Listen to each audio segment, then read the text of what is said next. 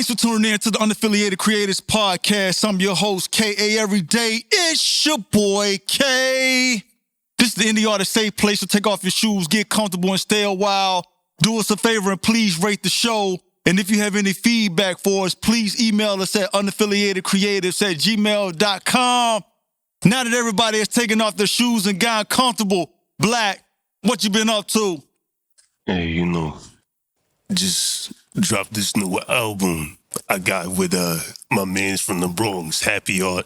BlaQ is Beautiful. We just dropped it. But how we like to do it, because, we like to value brand equity over most, So we had to make sure that before it went on the DSPs, we, give it, like block work type, sell it straight from the site, so you can cop it from the site, like $9.99 type. You know what I'm saying? And, it's on Mayweather Theory, like Floyd.com.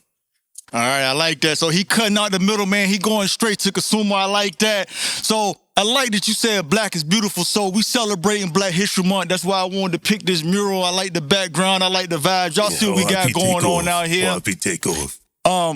Just to give you a little fun fact about this mural. So this mural was commissioned it was a commissioned art piece for the Something in the Water Festival. And the artist is named Brandon Odoms when he's from New Orleans. So I just want to give him a quick shout out for this beautiful piece of artwork in the background. And in case y'all didn't know, today is Valentine's Day. So shout out to all the lovers out there. Y'all be safe. Absolutely. All right. So before we get started, I wanted to know, I actually wanted to let you know that you actually made history today. And I know you don't know how, right? You made history because you're actually the first artist in 2024 to do an in-person interview with me. So I wanted to, matter of fact, I want to give him a round of applause. He made history today, and there's gonna be more coming. I just wanted to let everybody know that he is the first artist to do an in-person interview in 2024. It's probably because it's a little cold outside, but you see the vibes though. You see how he rocking, so he warm, so he cool. All right. So I believe the meaning of someone's name says a lot about them. So with that being said, can you tell us what's the meaning behind your stage name and how do you pronounce it? Yeah, so I'll start with how you pronounce it, because that, as far as like the namesake, it's pretty anticlimactic. But it's simple, just BlaQ, BlaQ, capital Q, Chidori. But you don't say it like Ch, you say it like how you would say Chicago.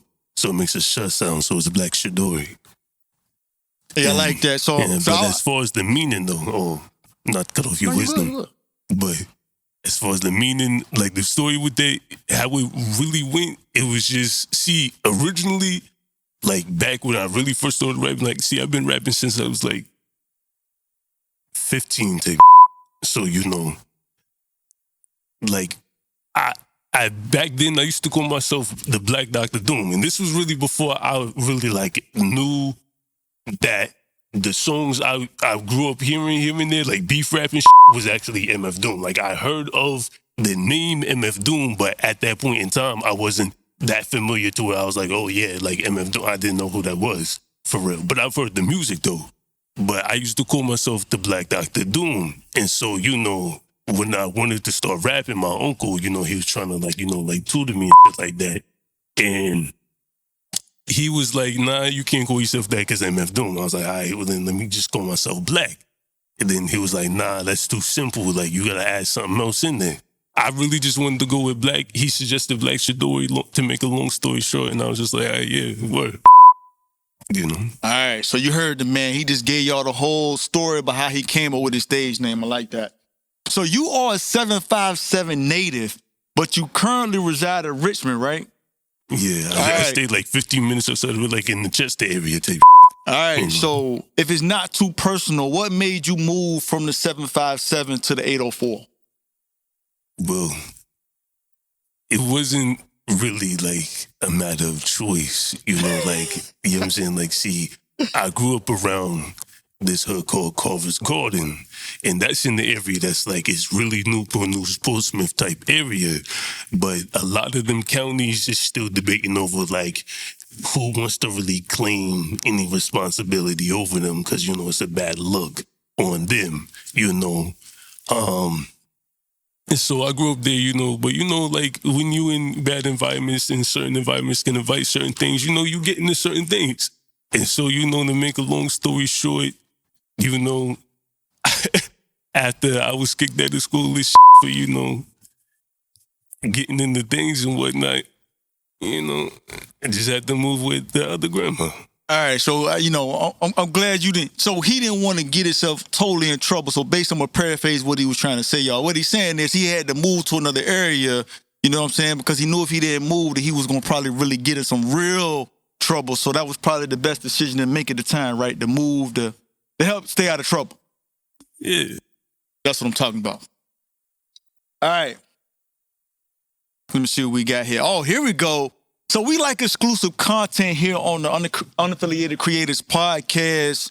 So I wanted you to share something with us that you haven't shared with another platform or podcast. An exclusive, like some. Hey, I don't want it to be nothing that's gonna incriminate you, or we're gonna have people coming to try to lock you up or nothing crazy like that. I'm just saying, just anything that you feel that you want people to know that most people don't know already. Well, I'll reveal one thing. This month is the month of what? You mentioned it earlier. This is what month? We're in February. It's Valentine's Day. Aside from that, though, bigger than that. Okay, you gonna have to. What's big? Okay. Black History Month. Right? Oh yeah. The thing that I never shared with the podcast before that I'm gonna share here is that this month I'm gonna declare as Black History Month. You understand what I'm saying? I'm gonna tell you why.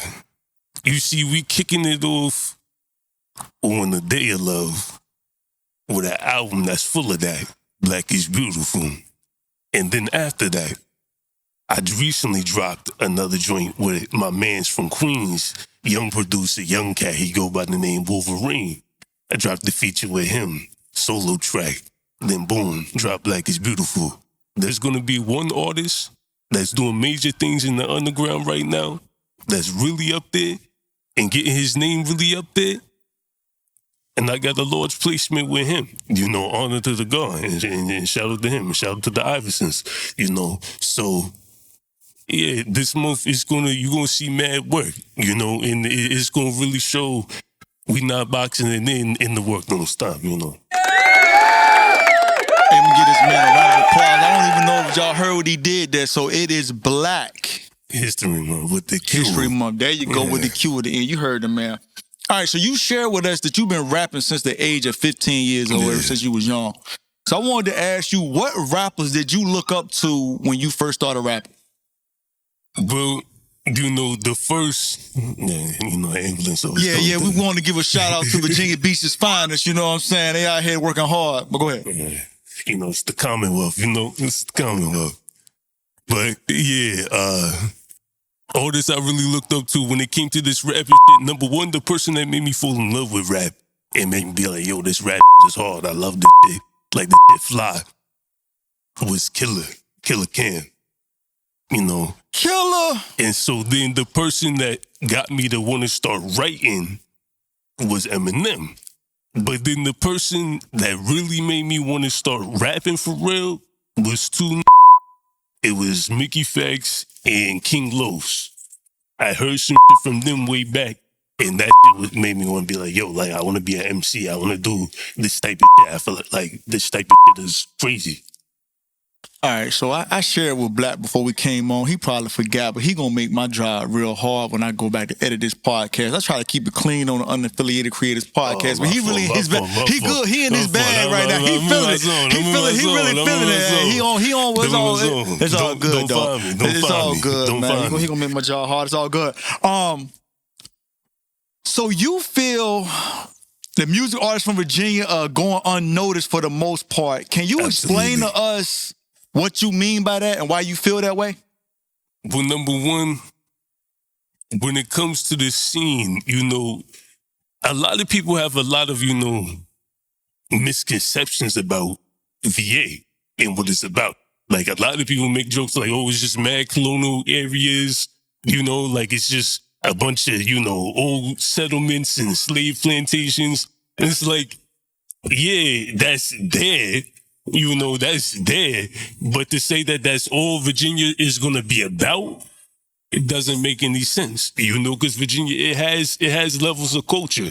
You know what I'm saying? It has levels of culture. It has its nuances. There's hoods in Virginia, there's cities in Virginia, major ones at that, And when you look at this music scene, as far as who impacted Virginia the most, who sort of, attaching a name to it, is very few people. Like, you got Clips, Missy Elliott, Lady of Rage, Pharrell, Neptunes, other than Timberland, Trey Songz, Chris Brown, Allen Iverson, like you got pockets and handfuls of people, Mike Vick, you got pockets and handfuls in each lane, but we dipping into each lane. But when it comes to this rap, as far as who's them guys, who's really them guys, who's them top tier MCs, you don't really see them around areas like that. It's predominantly areas like, New York or Cali. You got Texas, Atlanta, Detroit. Yeah, Atlanta. You got,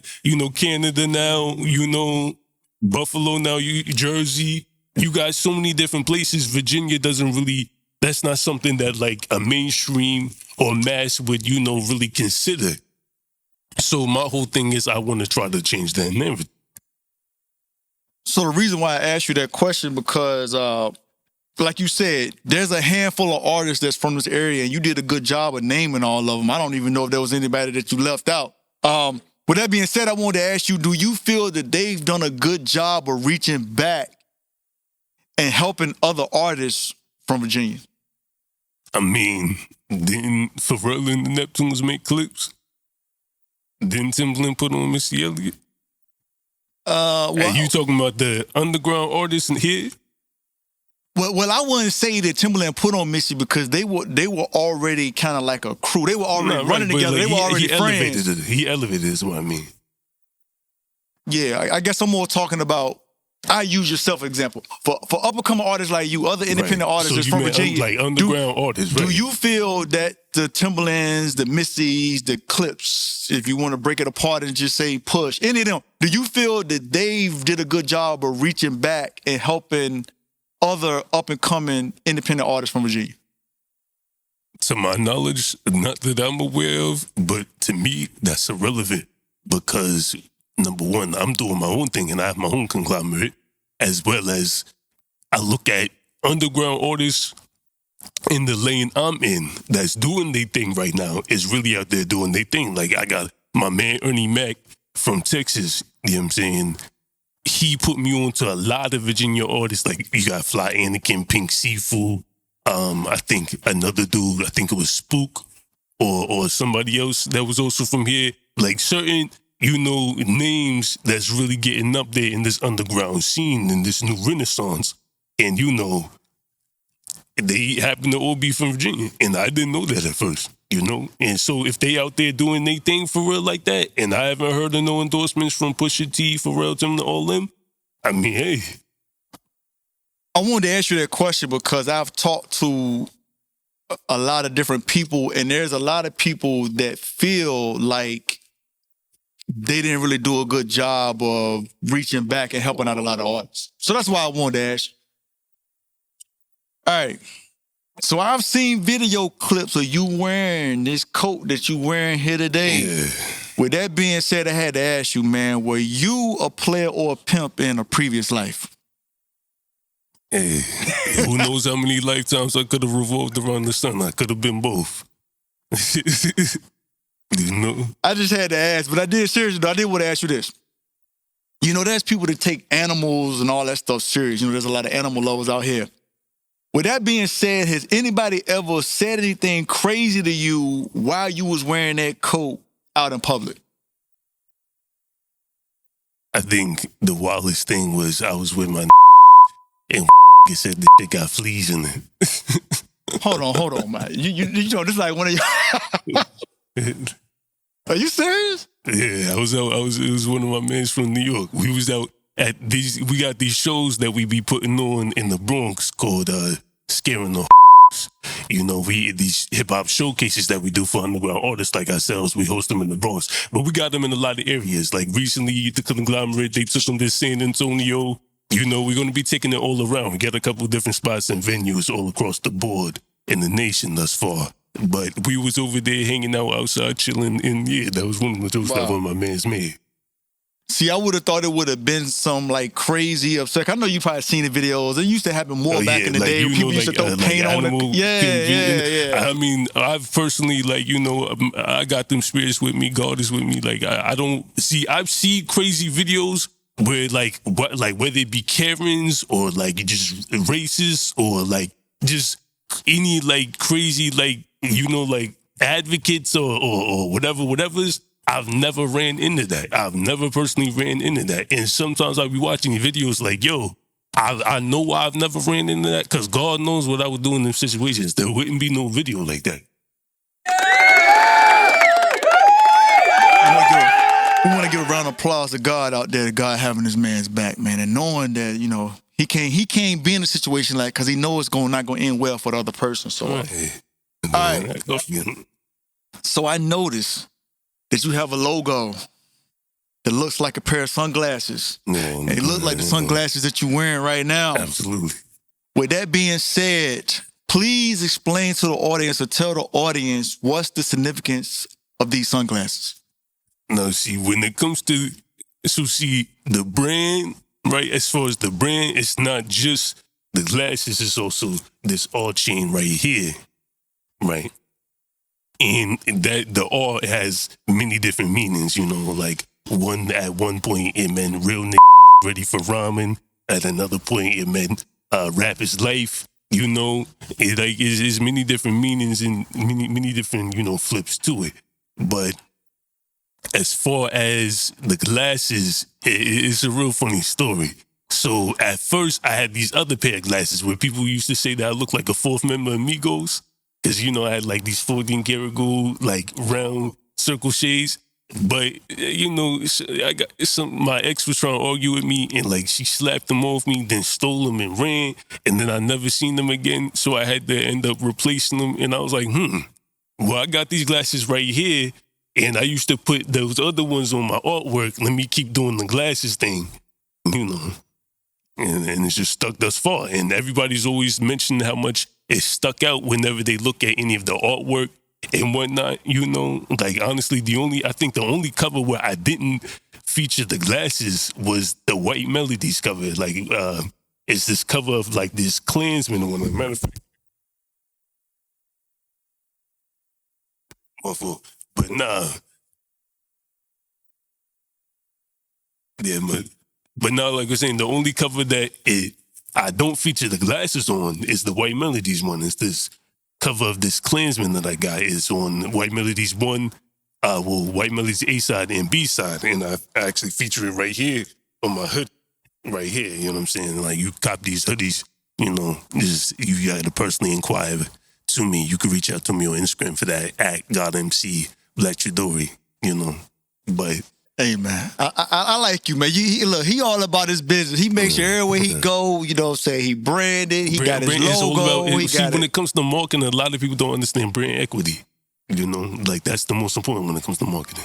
Well, that's why I wanted to ask you about the glasses, because I knew it had to be something about it, so that's why I wanted you to take the time to explain. People always mention how much it stuck out, so I was like, yo, like, that's definitely got to be my thing. Like, let me just make it my thing.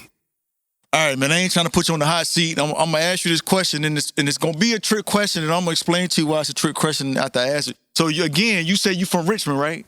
No. Right now, you're not from Richmond. No, I'm not from there, but I reside there. You're there right now? Yeah. All right. With that being said, to the best of your ability, give me your top 5 Richmond rappers, and you can put them in any order. Richmond rappers? I don't listen to no one from this scene. I've heard a couple people from specifically Richmond here and there on, like, because I've started following a lot more Virginia platforms and Richmond platforms, especially since I'm in the area. That way I can, properly get immersed in the scenery. I'm not. Okay, so the reason why I asked you that question is because I wanted to see if you was going to put yourself in the top 5. But I couldn't. I'm not from Richmond. But you there now, though. No, I mean, I'm from there. I like Well, that, you're currently in Richmond. politically though, that would be disrespectful. Like imagine wherever you from, somebody that's not where you from came to where you are and declared themselves as they're the ones that's this for this city, and that's not their city. I would rather claim where I'm from. Hey, I'm gonna say that airplane is disrespecting the podcast for how loud it is, but I'm gonna let that go. All right, so let me ask you this question. So I got a feeling you're gonna be able to give me this one. So who do you feel is the greatest rapper of all time, dead or alive? Like me personally, on my list, my number one is a shared spot by two people. That's Ghostface Killer and Killer Ken. Okay, so you kind of cheated, but I'm guessing, is there a particular reason why they're your favorite? I mean, you just feel that they're the best rapper? You No, feel like I'm saying on my personal Yeah. list. Like that's how I got on my personal list. Okay. You know what I'm saying? Like I even got it written down. It's in like the number one spot is shit like that. Okay. You know what I'm saying? Then I got Jay-Z my number 2, Nas my number 3. You know, yeah. Yeah, for anybody that's been following the podcast, y'all would know, just me personally, I always feel that Jay-Z is the GOAT to me. Absolutely. Yeah, Absolutely. I When people say he's the greatest, I never argue that. I don't know, but some people will argue or they'll say that that's kind of being disrespectful to Biggie and Tupac. Why? Because a lot of people feel that Biggie and Tupac better than Jay-Z. They're not. I'm just telling They're you. not. I'm just telling you, when I say Jay-Z, they be like, Jay-Z? I'm like, yo, I don't really know. Well, he just put out a new song that ain't too crazy about. I don't know if y'all heard it, that 10-minute long song. Jay-Z put out a 10-minute Well, song? it goes to that movie, but in the song, it's really like D'Angelo just keep repeating the same hook over and over and over again. Jay-Z Oh, got the like D'Angelo Jay-Z song? Nah, I didn't listen to that. I didn't listen. All right, so I had to ask you about this. So I see you shot a music video for a song titled 750. Yeah. I also shot another one with my man's Nordal from Queens and my man's Patty Antro from New Jersey, Zil Parcells as well. And we shot those within the same week when I went up there to New York. But yeah, we shot that 750 video right there on 42nd Street with Breeder Ghost and Earn De Niro. You know, my shout out Bright Boy Yorkie, the cameraman and video editor. So I guess my question was, what made you want to shoot the music video in New York? Because you're not from New York, right? Or Right. are you originally from New York? No. Okay. So that was What just, I made was me just shot curious. it, Okay. simply put, conventionalism. I had to go up there for the video shoot for Zil Parcells. And there was allegedly supposed to be a Scare in the hip-hop showcase there as well. So since I was already going up there, and Breeder Ghost and Earn De Niro is from New York, boom, knock it out in the same week, 2 different videos. So that's the classic, we gonna kill 2 birds with 1 stone. Right. So that's why he shot the music video. Pragmatism. I thought the video was crazy. But that did kind of stand right out there to on me. 42nd Street. I was like, he ain't from New York, so I wonder why he shot the video in New York. All right, so you kind of mentioned earlier, I'm just going to give you some time if you want to go into more detail about it. If you want to, take some time and talk to us about your album titled BlaQ is Beautiful. Yeah, Black is Beautiful. Yo, this album, man, like, proud isn't necessarily the word. Like, this album, I'm in love with this album. Like, honestly, like, this album right here is like, it reflects, like, it's music that I would just listen to on the regular. And I love that soul, you know, the soul, R&B, neo-soul, you know, like the ep tones, the whispers, you know, the style. I love the stylistics, you know what I'm saying? Like, music like that, you know what I'm saying? Like, I love those vibes, those melodies. And so, you know, with this album, it was like a minute ago, I was talking with Happy, you know, that's the producer of the album. We was talking, and I was like, yo, I was talking about the song that I made on an EP I had called Off Top 3. It was the last song on there, the 4th track. It was called Painted. I was talking about that song, not only of how melodic it was, but the nature of the song. It was a very intimate nature of the song. Like, you got to listen to it to understand why it's called Painted. It's a very intimate nature, you know? And so I was like, why don't I make more music like that? And so me and Happy was just sitting there chopping it up about it. We was just rapping about it. And then, you know, he was like, I was like, yo, like, happy if we do a joint, because we've always talked about doing a joint together, like a collab. And I was like, yo, what if that's our collab? And so he was like, word, word. And so I was just like, yo, these the type of like beats and sound we would want. You know, we just going back and forth about it. And, you know, it manifested through alchemy into something beautiful, you know. So I got to ask this question because I haven't heard all of your music, but you keep throwing out terms like melodic and all that kind of stuff. And the fact that you made it a point to drop this album on Valentine's Day. We all know what Valentine's Day signifies is for the lovers. Do you consider yourself a singer or a rapper? Like, because you started consider myself an artist. And so as I mentioned before, you know, the name Black Chidori, originally it wasn't intended for me to have this name. I really didn't care for it too much. And, you know, as far as the name, though, I gave it meaning later when I started looking into, you know, the Chidori. What's the Chidori? That's a move from this anime, from this character by the name of Kakashi, labeled as the copycat ninja, that they call him that because he's able to perform every single style that's on the show. And so if my whole thing is my uncle gave me this Chidori name from this character, then my thing is going to be like I'm this character but of hip hop, that I could do every style, every lane. I could be an all around artist, like universally. I could be just an artist, like beyond just a rapper. You can't box me in. That's what Black Chidori is. All right, so I do get, because I don't know if you noticed, I sing. I'm a singer. So I started singing first before I started doing podcasting. So I still do my thing. But I guess I would consider myself more of a traditional type singer. Now, when you talking about you can do all these different styles and do all these different things, are you talking about like the kind of singing where the rappers be kind of singing / rapping with a lot of the auto-tune? Or are you saying that you can sing? Like, are you up there like Teddy P and Marvin Gaye and Michael Jackson and all that? Come on now, like. When I made this album, the type of music I was sitting there listening to on the daily was things like Teddy Pendergrass, Marvin Gaye, you know, stylistics. The stylistics was a heavy influence. I'm not gonna hold you. There was a heavy influence on this album. Diana Ross was too. And, you know, there's rapping on the album, but it's very, very, very minimal. Real talk, it's very minimal. You know, you could check out the single is out now on all DSPs.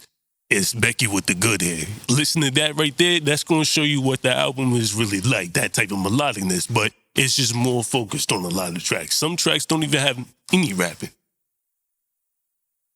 Man, I ain't going to even put you on the spot today, but hey, while we talking about performing and everything, man, talking about he's singing Becky with the Good Hair. So you told me that you can freestyle. I got an instrumental loaded up, man. I just want to know, and the audience want to know, are you ready? Yeah, hit that. All right. Yeah.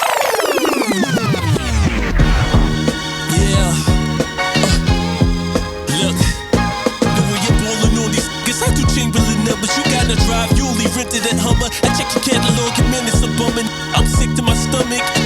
A record label came to me, I pulled the okie dog. I have your bitch washing my using Moroccan soap. It's only cause she asked me for more of me. She adored the range. Sleeping on me, I'm dope. I'm talking morphine. Don't tell me leave it to Jesus. I'll leave you resting in pieces or be like Christ and start destroying your temple. Do my mental. I've been niggas since watching Power Rangers. You like Jizzle? Black. Here go the fourth chamber. More than danger. Black Chidori and extinction level threat. I'm sexually dead. Your opinion on who's the best. Some top 5 dead or alive. Messiah arrived. I'm in the sky. I'm extraterrestrial floating on a bike. I'm at a world with it. Nibiru ship. I'm at a space for it. Who can die the fastest? Let's grab a strap. We can race for it. I let the 5 in you put 5 in you. My condolences to your family. Now your mom miss you, hand on the shoulder. With a line coded to Oklahoma. Tell her wouldn't be missing kids if you had that 9 with you. So better watch your approach. I got so many punchlines. They on the corner. I should rappers the ropes to put in their throat and let them hang if they ain't got change. I'm never doing shit for free unless we hang or we bang or I rock with you. Even then it's a chosen few. Black is the way, but I'm at it safe for these Mr. Magoo. You did devils pulling stunts all day. I'm all for your efforts. Let me untuck my chain, let it swing on these epileptics. Black Chidori, you know what I'm saying? My rhymes like so ancient, so timeless yet. I am the future, hence the initials BC, you know. Y'all hear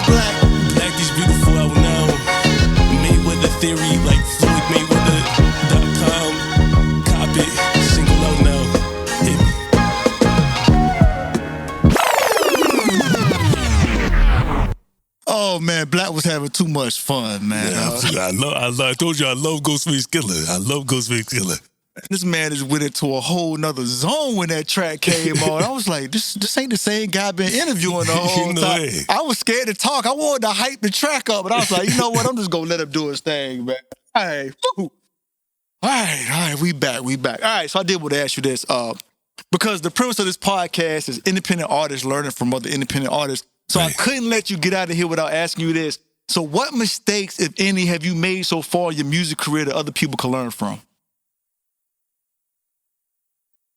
Understand, think of your brand, because it's called a brand entity, right? You would be considered a brand entity if you have a brand. So, entity, you are entity, right? So you have a what? A body. So think of your brand like a body. You can live without independence. You could live with 3 fingers. You could live with 1 foot. You could live with 1 arm. But are you at 100% full, effective functionality and capability, let alone capacity? No, you're hindered. That's why they call it a handicap. So understand that if your brain is a body, every single part that makes it up counts. Whether it's the quality of your product you're pushing, how you push your product, how you fund your product, any of those things all makes it up. Every single bit is important. So whatever you have to do for the brand and the success of the brand, let alone the establishment of brand equity, then do what you got to do and focus on that and stay consistent. I couldn't have said it no better myself, man. Y'all heard it, man. Consider yourself as a brand. It's the body. I like that. All right. Let me see. What did I have here for you? All right. So take the time to tell the audience anything that you want them to know that we haven't talked about already for any reason. Well, the collective known as the Pentagon, which comprises of BlaQ, Chidori, Patty Honcho, Know It All, Justin David, Ernie Mac, Trash Thompson, RTC Prophet, Happy Art, Wax the Master, Mosa, and then a lot of subsidiaries and associates and sons. But that collective there, we doing major things, as I said, we taking the Scaring Hip Hop Showcase all across the board, all across the U.S. So you definitely tap into that, making a lot of major moves together in unison. And what this collective is doing is not only unifying the underground, but changing a lot of these BS narratives.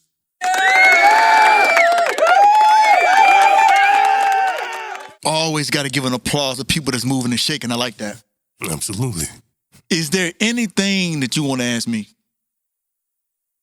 When did you start this, and how long has this been going on? Because I only recently got hip to this, and I like to be here in person because I scoped it out. And, like Lil Reese be saying, I had to do some research. You know what I'm saying? Did a little research. Yeah, I did my homework, and, being able to be in person with it is definitely like, exactly. It's the vibe, right? Yeah. So I tell people, okay, so to answer your question, a long story short, Thanksgiving made a year. So I started it not this Thanksgiving, but last Thanksgiving, or that week of Thanksgiving, whatever that week was. And as I like that you earlier, you used the word consistent. And one thing that I did was I set what I consider to be a realistic goal was that I was going to put out 1 podcast every week. And I will say, not to toot my own horn, but I have been able to put out a podcast every week since I've been doing it. And I'm planning on, God willing, to keep putting out a podcast a week. So to answer your question, Thanksgiving was a year. So now we in February. So it hasn't even been 2 years yet. It's not been a year and a half. How many artists have you had on your platform? I had a lot. Like rappers. I've had a lot. Now, I haven't had a lot to rap in person. So I'm the first to rap in person. Well, I had another guy that rapped in person you're the first person to actually, what I would because okay, so people say that they can freestyle, Right. but they're not really freestyling. And I'm not saying this to shade anybody else that's on the podcast. The other guy that came on the podcast, he performed his actual song. But I give artists that opportunity if they want to. So he wanted to perform one of his singles on his album, so it wasn't a freestyle. Right. And the beat that was playing was the beat to the song that was on his album. But you the first person to come up here and rap over an instrumental or something that's already out and just go crazy. You blacked out for like 3 minutes. I was kind of looking at it. I was about to get up out of the chair and walk off. Like, yo, this dude going crazy over here. Now, I appreciate you doing that because I'm hoping that now other artists see that and they'll be like, you know what? I want to come on there and do a freestyle too. Absolutely. That's I feel like when it comes to an artist, especially if you're on a promo tour, then like that a freestyle is kind of like an unwritten rule. It's tradition. Well, it's tradition. Everybody can't freestyle though. That's true. So, but see, as far as that other point earlier though too, when you look at the word freestyle, back in the day, there was a point in time where freestyle meant some joint that you just remembered. You know what I'm saying? There was a point in time. So that is technically still a freestyle, you know? But it was smart that he chose like his single, especially if it was the latest release. I'm glad you're going down this road. So this wasn't a question that I had planned to ask you, but since you kind of brought it up, do you feel that rappers should know how to freestyle? Should you know how? I mean, this is the thing, because I've heard arguments from people I consider some of the nicest ever, especially out right now. And they will make points that they want to, when it comes to rap, they only want to rap at their very best. And some of them that's not their strong suit. Therefore, they don't care for it. And I'm looking at them like, yo, despite that, they're still some of the nicest people like ever. Like to the point they've even been able to body me on tracks. And I feel like they could body some of the nicest people out. So does it matter? I don't know. You know, like, you know, of course, there's a lot of rules in politics. Maybe politically it might, you know, I feel like it could benefit you to be able to have, you know, multiple, you know, talents and whatnot, you know. But if that's just not your strong suit, then are you at least nice enough to where it doesn't matter? Then you good. Right. All right, well, before we get out of here, tell the audience where they can find you online. You can find me on Twitter at DABLACQCK Chidori CHIDORI on Twitter, or they call it X, but I'm not calling it that. You know, at GodMC Black Chidori on Instagram. You know, Black Chidori on YouTube, Black Chidori on all platforms. BLAQCHIDORI. All right, man. I appreciate y'all tuning in to the podcast. Y'all be good. I appreciate you having me on here, man. And stay safe.